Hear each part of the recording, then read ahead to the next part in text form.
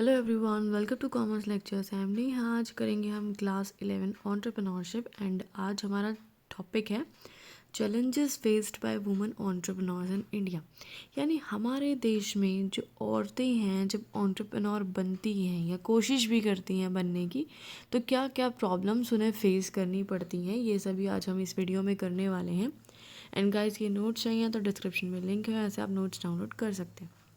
तो सबसे पहली चीज़ है अपनी पेट्रियार्कल सोसाइटी। क्या मतलब है इसका?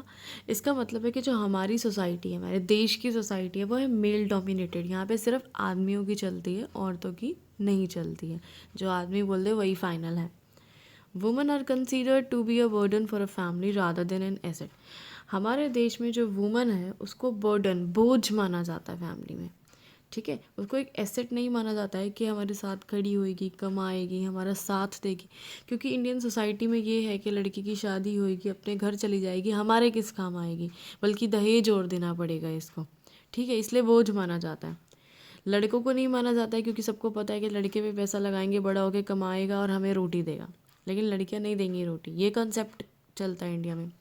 This gender bias limits the growth of women in India. ये जो जेंडर बायस है, यानी ये जो जेंडर में जो डिफरेंस है कि लड़का और लड़की में फ़र्क क्या आता है, इसकी वजह से जो है औरतें ग्रो नहीं कर पाती, आगे नहीं बढ़ पाती है, क्योंकि लोग लड़कियों पे पैसा लगा के राजी नहीं होते हैं। Second point is enabling technologies for women. अब वुमेन जो है वो टेक्नोलॉजी सीखे, इस चीज़ की कोशिश की जानी चाहिए। There is need to create more opportunities and special programs to familiarize women with latest technology and methods। भाई बहुत ज़्यादा ज़रूरत है कि ऐसी नई नई अपॉर्चुनिटीज़ लेके आओ, ऐसे अलग अलग प्रोग्राम्स लेके आओ जिससे कि वुमेन जो है इन सभी लेटेस्ट टेक्नोलॉजी से फेमिलराइज हो जाए, यानी सीख जाए इन सब लेटेस्ट चीज़ों को। क्योंकि औरतें यूजुअली घर में बैठ के सिर्फ किचन तक ही सीमित रह जाती हैं, इससे आगे नहीं बढ़ पाती है, कुछ नया नहीं कर पाती। तो गवर्नमेंट को कुछ ऐसा करना चाहिए कि ये जो लेटेस्ट टेक्नोलॉजी है, मेथड्स वगैरह हैं, ये सभी औरतों को भी सीखने का मौका मिले। Lack of knowledge of new technology is a major cause hindering the growth of the women entrepreneurs. So knowledge ही नहीं है नई टेक्नोलॉजी की, नए सॉफ्टवेयर्स की, नई मार्केट की, किसी चीज़ की नॉलेज नहीं है औरतों को, जिसकी वजह से वो ग्रो नहीं कर पाती हैं, आगे नहीं बढ़ पाती हैं, ज्ञान ही नहीं कुछ। Social barriers, next point. The traditions and customs in Indian society are a hindrance in the path of the woman prosperity and growth।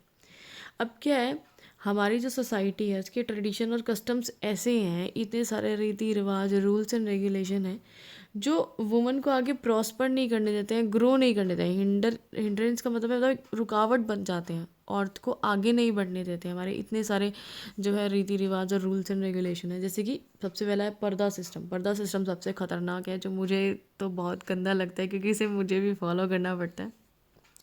औरतों को यूजुअली अपना फेस कवर करके रखना पड़ता है, मेंस जहाँ बैठे हैं उधर नहीं जाना है, मतलब बहुत एक अलग सी जैसे होता है ना, इसमें कोई बीमारी है ऐसे ट्रीट किया जाता है औरतों को कि उनको कहीं नहीं जल्दी से आने जाने दिया जाता, किसी को फेस नहीं दिखाने दिया जाता।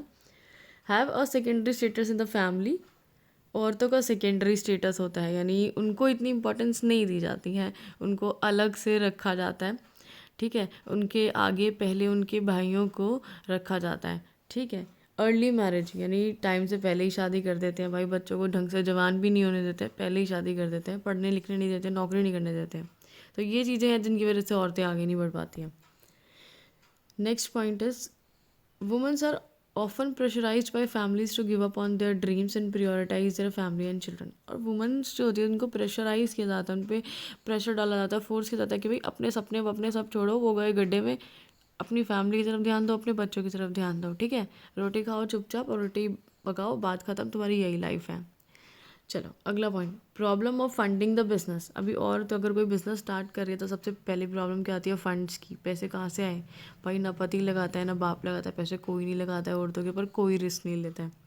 ठीक है, women entrepreneurs face a lot of problems while arranging finance for business.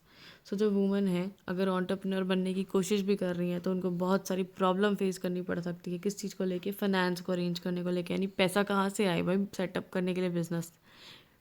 The creditors are biased towards women entrepreneurs and do not easily grant them loans, advances and trade credits। जो creditors होते हैं, जो लोग हमें पैसा उधार पे देते हैं, वो भी हम लोगों को लेके बायस्ड हैं। ठीक है, वो भी भेदभाव करते हैं भाई वुमेन एंटरप्रेन्योर्स को, जल्दी से लोन वोन नहीं देते, पैसा नहीं देते, उनको ऐसा लगता है औरत है यार, इसको पैसे दे दिए डूब गए तो इसका तो क्या जाएगा, हमारा चला जाएगा सब कुछ। Also women do not have sufficient assets in their name to use as a security for loan.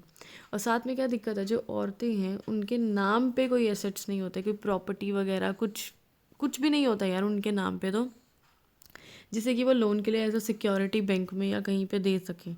ठीक है, क्योंकि भाई औरत को जब पढ़ाने लिखाने नहीं दिया जाएगा, घर से बाहर नहीं निकलने दिया जाएगा, तो पैसे नहीं कमाएंगी तो एसेट्स कहाँ से आएंगे, है ना।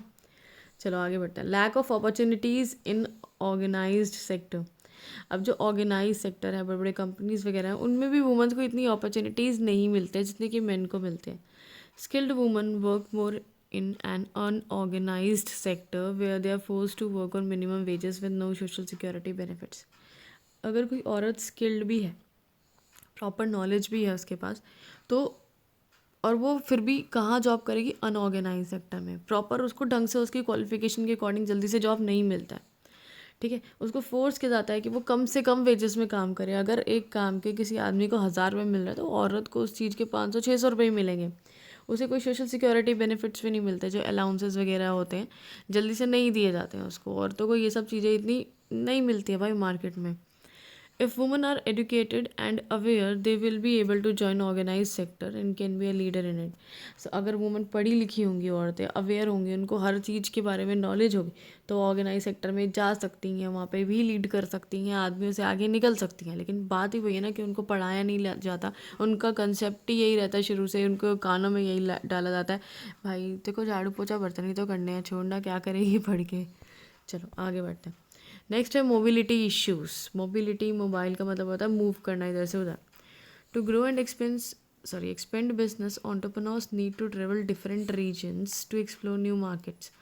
अब देखो, अगर आप चाहते हैं कि आपका बिजनेस ग्रो करे, एक्सपेंड करे और बड़ा हो, तो आपको जो है अलग अलग रीजन्स पे, जगहों पे ट्रेवल करना पड़ेगा, अलग अलग मार्केट्स को एक्सप्लोर करना पड़ेगा कि कहाँ कहाँ मैं अपने प्रोडक्ट्स को बेच सकूँ या जो भी है।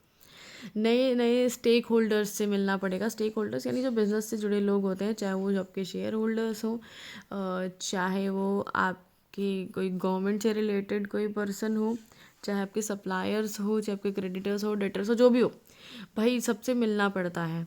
ठीक है, नई नई जगहों पे जाके मिलना पड़ता है। और बहुत सारे ऐसे वर्क रिलेटेड इशू होते हैं, काम से रिलेटेड, कि किसी से रिलेटेड कुछ लाइसेंस लेना या कुछ भी कोई काम हो सकता है यार, ऑफिस का, किसी फैक्ट्री में कहीं जाना पड़ सकता है। तो यूजुअली क्या होता है, आपको नई नई जगहों पे जाना पड़ता है, बेसिकली मैं ये बोल रही हूँ। लेकिन प्रॉब्लम क्या है इंडिया की, but generally women are not permitted to travel alone. लेकिन यहाँ पे औरतों को परमिशन ही नहीं है कि वो ऐसे कहीं कहीं जा सके। पहले उनको परमिशन लेनी पड़ती है, लोगों को कन्विंस करना पड़ता है बहुत ज़्यादा कि प्लीज़ मुझे जाने दो ना, उसके बाद भी परमिशन जल्दी से नहीं मिलती है। ठीक है, बोलते हैं कमाओ, पैसा कमाओ। आज की दुनिया में पैसा कमाने को कोई मना नहीं करता भाई, सबको पैसे अच्छे लगते हैं। लेकिन बोलते हैं घर में बैठ के कमाओ, एक रूम में अपने लॉक करके, लेकिन बाहर मत जाओ। And also they need a person who can take care of this kids. और साथ में एक और प्रॉब्लम है वुमेन्स की, कि उनको एक ऐसा ट्रस्टेड इंसान चाहिए जो उसके बच्चों की देखभाल कर ले जब वो घर से दूर है। ये इस चीज़ की वजह से औरतें ग्रो नहीं कर पाती। अब आदमी तो बच्चों को छोड़ के चला जाता है पैसे कमाने, लेकिन एक औरत जो है वो बच्चों को छोड़ के पैसे कमाने नहीं जा सकती है। ठीक है, उस पर बैड मदर का टैग लग जाएगा अगर वो चली गई तो पैसे कमाने। चलो नेक्स्ट और लास्ट पॉइंट है लैक ऑफ एजुकेशन। भाई ये बात सबसे इंपॉर्टेंट है, जो in many countries educating a girl is not a priority. भाई बहुत सारे ऐसे देश हैं, जैसे कि एक हमारा देश है, जिसमें आज लड़कियों को पढ़ाना प्रियोरिटी नहीं माना जाता है। अगर आपके पास एक भाई है, एक बहन है, 2 बच्चे हैं, तो आप यूजुअली हमारी इंडियन सोसाइटी की थिंकिंग ये है कि पहले लड़कियों को ना पढ़ाया जाए, उनको घर के काम सिखाया जाए, लड़कों पे ज़्यादा फोकस किया जाए। अगर आपके पास पैसा है तो पहले लड़कों को पढ़ाया जाए, पैसा बच जाए तो बात अलग है। Rather than motivating them to be a career-oriented person, they are being prepared to be a good wife and mother। So उनको मोटिवेट नहीं किया जाता है कि भाई तुम करियर ओरिएंटेड बनो, अपने करियर की तरफ ध्यान दो, बल्कि उनको किस चीज़ के लिए प्रिपेयर किया जाता है, तुम्हें एक अच्छी पत्नी बनना है, आदर्शवादी, और एक अच्छी माँ बनना है, एक अच्छी बहू बनना है, सिर्फ यही सिखाया जाता है। ऐसा लगता है जैसे मैं अपनी स्टोरी इसमें एक्सप्लेन कर रही हूँ। सीरियसली ये बड़ा इमोशनल सा टॉपिक है।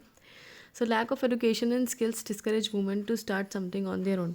सो जो एजुकेशन की कमी है, स्किल्स की कमी है, इसकी वजह से वुमेन जो है डिस्करेज होती हैं, यानी उनको एक शक्ति सी नहीं मिल पाती कि भाई अपना कुछ स्टार्ट करो, क्योंकि यार कॉन्फिडेंस ही नहीं आता यार बिना पढ़ाई के। जब साथ में अगर दो लोग बैठे हो, एक के पास पैसा हो, एक के पास पढ़ाई हो, तो पढ़ाई वाले के पास ज़्यादा कॉन्फिडेंस होता है, पैसे वाला तो फिर भी चुपचाप बैठ जाता है डर के मारे कि पता नहीं ये क्या पूछ ले और क्या बोलते हैं ना। चलो, सारी वीडियो खत्म।